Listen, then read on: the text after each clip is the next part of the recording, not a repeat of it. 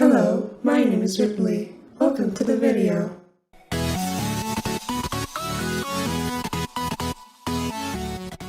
Heyo, what's up my beautiful schmucks? I know it's been a little while since I've done one of these in-depth reviews, but I made like 6 videos in March alone, and that kind of took a lot out of me, so I just need to take a break through most of April. But I'm back now. We're gonna review this movie, we're gonna have a lot of fun with it, and then in the coming weeks we're gonna get to the Snyder Cut, which I am so excited to talk about, but that comes later. For now, let's get into our famous segment, the Inciting Incident. In March, we looked at 3 of the 4 movies that make up the Monsterverse. Those movies being Godzilla, Kong Skull Island, and Godzilla King of the Godzillas. And today, we're gonna finish the Monsterverse with Spicy Iguana vs. Big Monkey. So without further ado, let's jump headfirst into Godzilla vs. Kong. Our movie begins somewhere on Skull Island, and the first character that we see in this movie is Kong himself. I love how even from the start, this is a King Kong movie. Kong is the protagonist through and through. As Kong wakes up and he vibes by throwing trees at the artificial sky, we're also introduced to Gia. Gia is probably the best human character in this entire franchise. She doesn't do much and she doesn't speak, but she's really great and I actually remembered her name. And if you've seen my other reviews, you know I don't remember anybody's name in these movies. Also, the young actress playing Gia is by the name of Kaylee Toddle, and she's actually deaf. They got a real young deaf child actor to play the deaf character. I love that. I also think it's incredible that her performance is as good and believable as it is, considering that her best scenes are with a big CGI gorilla that's not really there. That's incredible. As Kong walks around being sad that his life is a lie and he lives in a dome, we're introduced to Rebecca Hall's character, who I can't remember the name of, but I love Rebecca Hall. She's great. You ever seen The Town? She's really good in that. You ever seen The Gift? She's really good in that. You ever seen Iron Man 3? She's in that. Anyway, Becca Hall mentions that she and her team need to find a way to keep Kong docile, opposed to moving him off of Skull Island. The reason for that is that if Kong were to leave Skull Island, it would incite the wrath of Godzilla. Yeah, they just kind of blurt out that Godzilla and Kong have some kind of ancient beef, and Godzilla will undoubtedly fuck Kong up if they ever meet. I don't really have an issue with that because this movie is mercifully short, opposed to King of the Monsters, which felt really long and kind of boring. But a little bit of build up to the showdown of the century,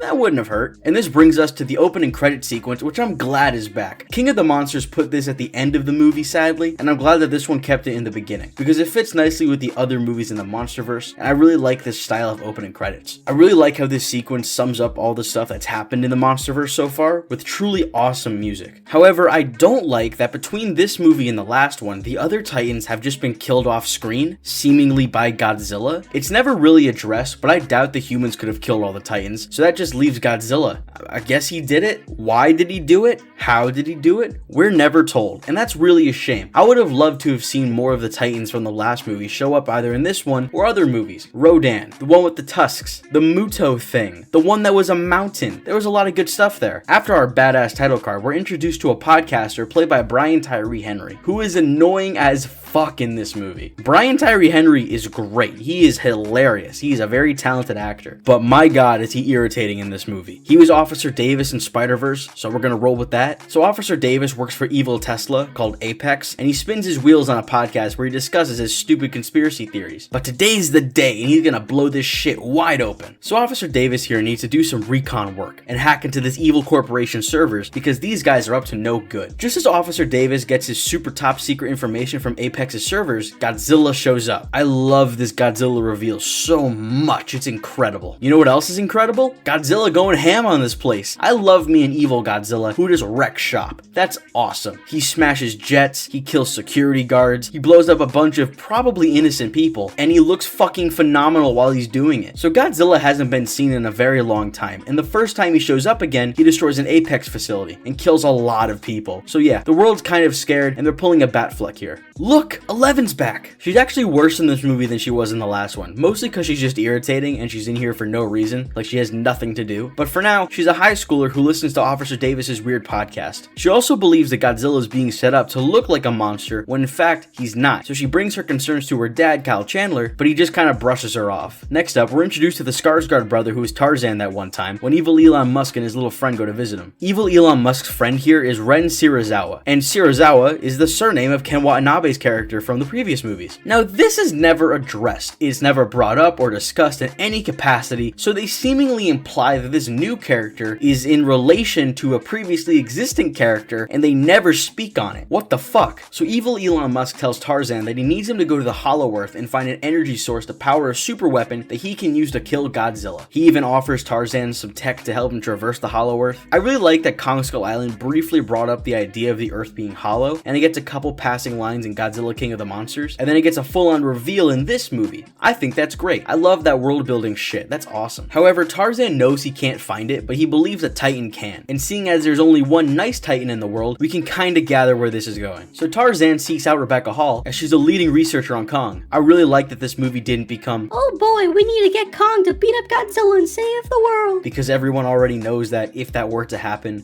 Kong's probably not gonna win.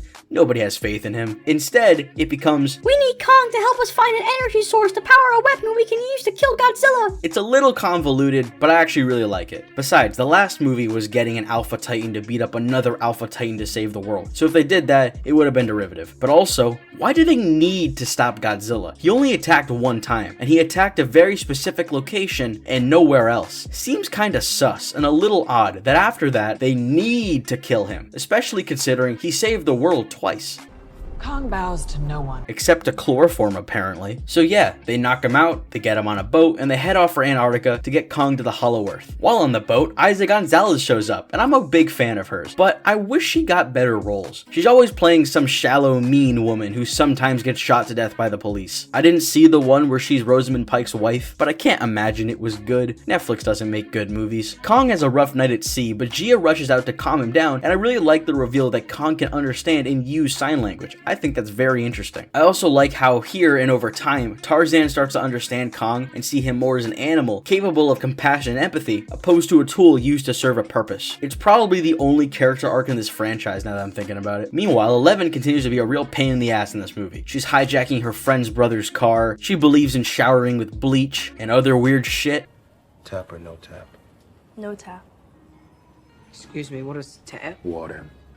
They put fluoride in it. Learned it from the Nazis. Theory is it makes you docile, easy to manipulate. What a fucking wacko. This shit comes out of nowhere too, because in the last one, she was just a normal bland kid. Now she's Alexa Jones. Julian Dennison is actually not terrible in this movie. Probably because he's not in it much, he doesn't have much to do, but he's also not a fucking lunatic. Back in the ocean, everybody's enjoying the little cruise, but then the big G shows up. Yeah, Godzilla vs. Kong, round one, baby, here we fucking go! The military pisses Godzilla off and he starts smashing through all of them, killing so many women and men in the process. Like, these people had families and loved ones back home, and now they're dead because a big spicy iguana wanted to fight a monkey. I really wish these movies leaned into that a bit more. The fact that every time these monsters slug it out and it looks really cool, countless innocent people are viciously murdered in the process. Like, can we dwell on that a little bit? At least once in one of these movies. So Godzilla sinks Kong's battleship, and after some rescuing from Tarzan, Godzilla and Kong finally come face to face. I think the first proper contact and face-to-face meeting between these two is a little lackluster. Them punching on the ship would have been a better first meeting in my opinion, instead of a little underwater tussle. So Kong lands a mighty right hook, but it doesn't do shit as Godzilla hook slaps him and puts Kong on his ass instantly. I like how the main takeaway from this fight is that Kong can't win. He's not strong enough. He's maybe half as durable as Godzilla, but he lacks any special ability the way Godzilla has his atomic breath. It builds Kong as a proper underdog, and it establishes that if Kong is going to stand a chance, he's gonna need something to even the playing field with Godzilla. So Godzilla attempts to drown Kong, but the military bails him out and lets Kong retreat to the surface. They turn off all the remaining ships and they play dead and essentially surrender to Godzilla, which works and he leaves. But now I want to talk about Godzilla himself. I love the subtle changes in his design. They've given him more and sharper teeth, they've given him redder eyes, and a pointier snout, all for the purpose of making him look meaner, and I love it. I also really love the scars on his body from when he was burning Godzilla in the last one. That's a great detail. I also really like the use of Godzilla in this movie. He's essentially the villain, but he's also not. There's not too much of him, and there's also not too little of him. And overall, I felt very pleased with him in this movie. Godzilla has been an absolutely massive part of my life, all the way from when I was a little baby turkey at the age of 5. So him not being done dirty in this movie, and even this franchise, made me so happy. Godzilla is my second favorite fictional character of all time, and I love him in this Monsterverse. Gareth Edwards, Michael Dougherty, and Adam Wingard did him right, and as a true fan, I thank them. Anyway, I really like that Godzilla never really cares about killing Kong. He's willing to do it, and he does try, but he's also completely satisfied with Kong just bending the knee. Here on the boat, Godzilla knows Kong is still alive, but he's under the impression Kong is surrendering, so he moves on. This is also evident in King of the Monsters. He should have totally killed Rodan, since Rodan played a pretty major hand in Mothra's death, but Rodan bowed down, and that was good enough for Godzilla. Godzilla is a merciful king, one who will 100% kill you,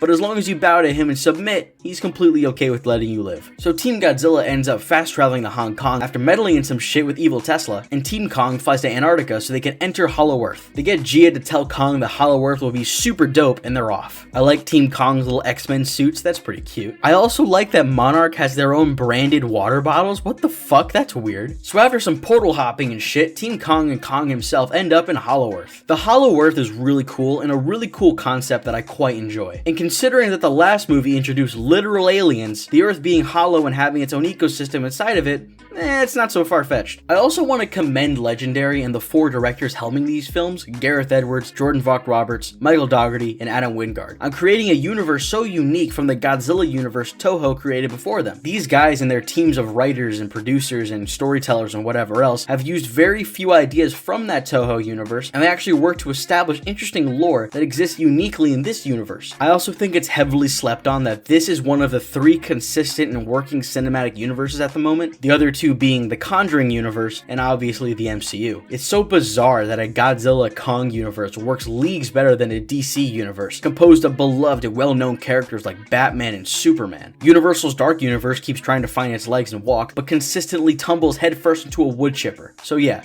go Monsterverse. So as everyone's cruising, they're all attacked by a creature called a warbat. Kong fights 2 of them in a fun little skirmish, but it's pretty telling if he'll be able to beat Godzilla, considering he couldn't fight a snake with wings without some help. Look, it's baby Godzilla! Yeah, look at him! Notice the scales, the dorsal plates, and it's interesting that this movie introduces Godzilla crawling on all 4s, similar to this little guy right here. So yeah, as far as I'm concerned, this is the Monsterverse baby Godzilla, or Manila, as he used to be called, even though Manila is a fucking monstrosity. Meanwhile, on the surface, Team Godzilla stumble upon evil Elon Musk's super weapon, Mechagodzilla. Mechagodzilla has always been my favorite Godzilla villain, so his inclusion in this movie made me very, very happy. Although it was kind of spoiled through toy reveals and t-shirt leaks, but even then, I was still really happy that he was in the movie. So right now, I'm going to quickly run you through some Mechagodzilla history. Why? Because I want to. In the Showa series, Mechagodzilla was created by a race of aliens who wanted to conquer the Earth. That's kind of all there is to it. He comes to Earth, he fights Godzilla, he loses. Done deal. In the Heisei series and the Millennium series, Mechagodzilla is a creation of the Japanese government designed to protect the country from Godzilla. Heisei Mechagodzilla was created off the back of Mecha King Ghidorah. When some people from the future came back in time, yada yada yada. It was a 90s movie, don't think about it too much. But then in the Millennium series, after the discovery of the original Godzilla skeleton, they build Mechagodzilla around the skeleton. And they also give him the name Kiryu, which I think means metal dragon, but I don't remember. But here in the Monsterverse, Mechagodzilla is the creation of evil Elon Musk, so he can use it to kill Godzilla. But the key feature here to make Mechagodzilla functional is the skull and brain of King Ghidorah, which Godzilla ripped off in the last movie. I really like that Ghidorah is essentially reborn through Mechagodzilla, but it is mentioned that there are 2 skulls, one here and then one inside the robot. But no, that doesn't make sense because Godzilla turned those to ash, so get fucked. Godzilla hears Mechagodzilla and he heads to Hong Kong to look for the challenging alpha. Godzilla's arrival to Hong Kong is fantastic, and he looks beautiful in the neon lights. Lance Reddick shows up for 10 seconds, which is a shame because I'm quite the fan. I think he's great. Meanwhile, on the Hollow Earth, Kong and his buddies come across a temple littered with battle axes made of Godzilla dorsal plates, and they make up the shape of Godzilla, which I think is cool. Okay, here's some bullshit. How the fuck did Godzilla blow a hole into the center of the Earth? I can believe in a Hollow Earth. I can believe in aliens, but I do draw the line at Godzilla blasting a hole through the Earth's crust, and also, to what end? He does this, he roars down the hole, and then when we see him again, he's walking away. Why did he do that? What was his plan? What's happening here? Godzilla is an animal, but he's not an idiot. Like, what the fuck was that about? I know you need a way for Kong to get from Hollow Earth to the surface, but was your only way of doing doing that, having Godzilla somehow blow a hole through the fucking surface of the planet, roar down that hole, and then fuck off? That doesn't make any sense. But you want to see some more bullshit? Here's a robot spider that can transmit energy from one place to another? What the fuck is going on? This is the equivalent of Bluetooth transmitting battery life. That's fucking stupid. If Godzilla blasting a hole into the earth was bullshit, this is mega bullshit. So Isa Gonzalez and her mercenaries pull guns on Gia and the crew, but Godzilla's blasting disturbs them and these vulture bat creatures. In an attempt to escape, Isa Gonzalez could fly around Kong, but instead, she shoots at him? Why? So between this, holes in the earth, and Bluetooth energy projection, there's a whole lot of stupid shit going on like 5 minutes a movie. What the fuck? So after some shenanigans, Kong jumps to the surface while his human friends tag behind as we prepare for round 2, motherfuckers. Let's do it. Woo! So after some trash talking, Kong says, "Fuck this," and rushes Godzilla, going in for the kill, and the fight is on. Yeah! Godzilla goes for the neck. Kong hits him in the head, then again, and then again. And then he kicks him real good. Godzilla bounces back. We get a fun little reference to the original fight from 1962. Godzilla shakes Kong and he tries blasting him, but then we see the axe absorb the energy, which I think is pretty fucking sweet. I really enjoy how after seeing that Kong can't beat Godzilla, he acquires a weapon that evens the odds. The axe not only can deflect Godzilla's main special attack, but it's also capable of hurting Godzilla and perhaps could even kill him. And this made me feel that either of these monsters could potentially kill each other, which is a feeling that no big blockbuster or superhero movie has made me feel ever. Godzilla throws Kong into the harbor, but not before Kong lands an axe strike right to his leg. Godzilla disarms Kong, and without his axe, Kong is on the run as Godzilla hunts him down with his atomic ray. I love the visual of Kong weaving through and climbing over and jumping around buildings as Godzilla just lets loose. I also really like when Godzilla clips him in the shoulder. That was cool as shit. I cheered when that happened. However, Kong uses his wit, and he uses a chunk of a building to shield against Godzilla to shorten the distance and give him time to grab his axe. And then he goes for the money shot. This shit is awesome.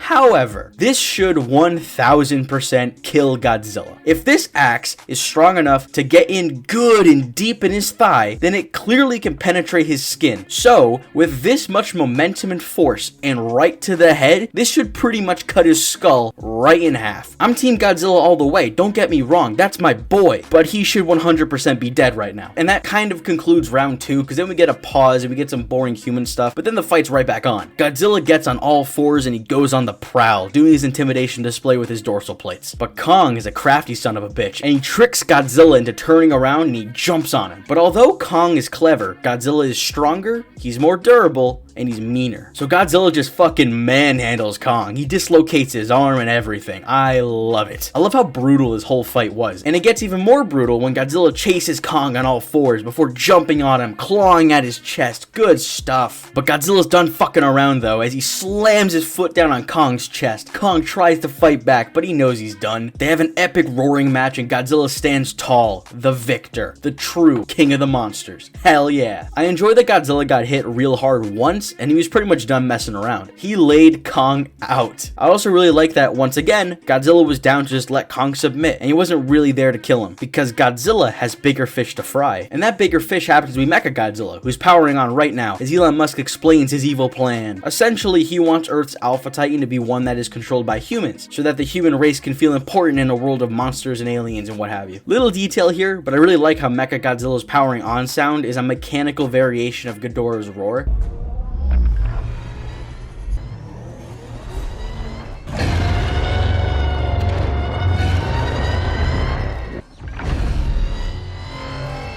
Good shit. So Mechagodzilla becomes sentient and he kills evil Elon Musk and Serizawa Jr. and he breaks free of the mountain they had him in. Although it isn't specifically said, I do believe that Mechagodzilla going rogue is because of the ghost of King Ghidorah, which has happened in another Godzilla movie where Kiryu was taken over by the ghost of Godzilla. So I think this is a little reference. It may not be. It could just be AI gone rogue, but I like to believe it was a ghost situation because that's a fun little reference. As Mechagodzilla breaks free, Godzilla gives this look of, "There you are, motherfucker." So Ghidorah is back and badder than ever, now revived as Mechagodzilla, and he wants revenge. So naturally, Mechagodzilla absolutely violates Godzilla, like just goes fucking ham on him, and it's incredible. He shoots him with missiles, he body slams him, which quickly establishes that Godzilla won't be able to do that much against this metal monster. It's thinking for itself now.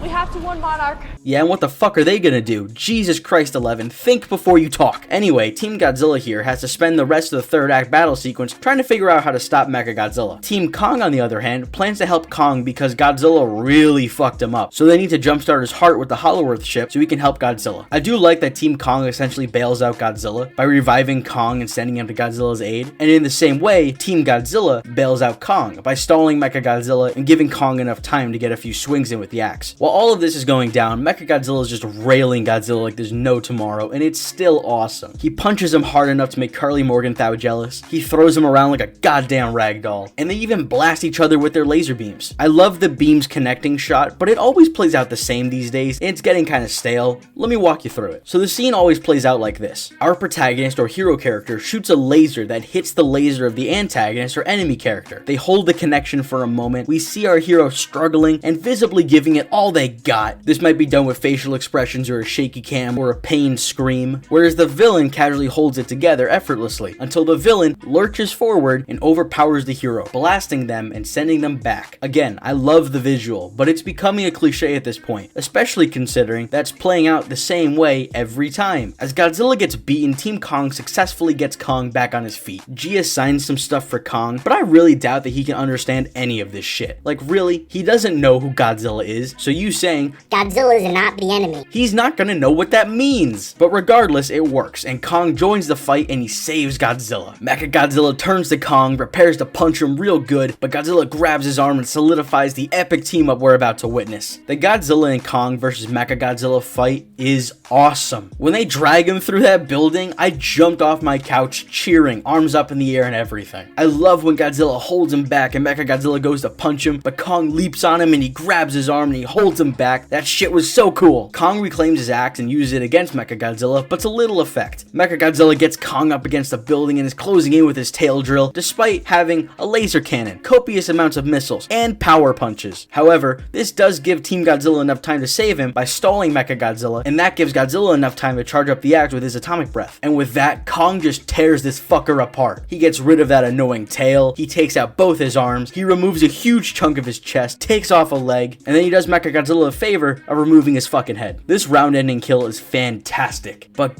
god damn, look at all that oil. The US is already on its way. After a victory roar and some human shenanigans, Godzilla and Kong meet once more, but this time not for a fight. Instead, Godzilla seemingly asks for peace. As Kong drops the axe and Godzilla roars in satisfaction, the Earth now has 2 Alpha Titans and 2 Kings of the Monsters. Godzilla heads back into the ocean and Kong heads to the Hollow Earth with Gia, Tarzan, and Rebecca Hall. I really love how Godzilla gets to the surface and Kong gets the Hollow Earth. I think that's wonderful. And with Kong roaring and pumping his chest, Godzilla vs. Kong comes to an end. Ultimately, Godzilla vs. Kong is a glorious kaiju movie, and it would have been a perfect ending to this universe, but it looks like Legendary actually wants to continue it, which I am totally down for. This movie provides the best monster action in the franchise, the most tolerable human characters including Gia, and most importantly to me, it did Godzilla well. If Godzilla had lost to Kong in this movie, I genuinely would have killed myself. Like, fuck off, no way. The showdown between Godzilla and Kong felt definitive, it felt satisfying, and it felt like a proper way to do it. If I had to rank the Monsterverse movies from worst to best, it would probably look like this. Kong Skull Island, Godzilla King of the Monsters, Godzilla vs. Kong. So yeah, there it is, the complete Monsterverse as it stands right now, reviewed and ranked. I really enjoy this franchise, and I'm really interested to see where it goes from here. I saw my very first Godzilla movie when I was about 5 or 6 years old, and I will gladly watch more and more Godzilla movies until I die at 40. So yeah, thank you for watching, and have a fantastic day.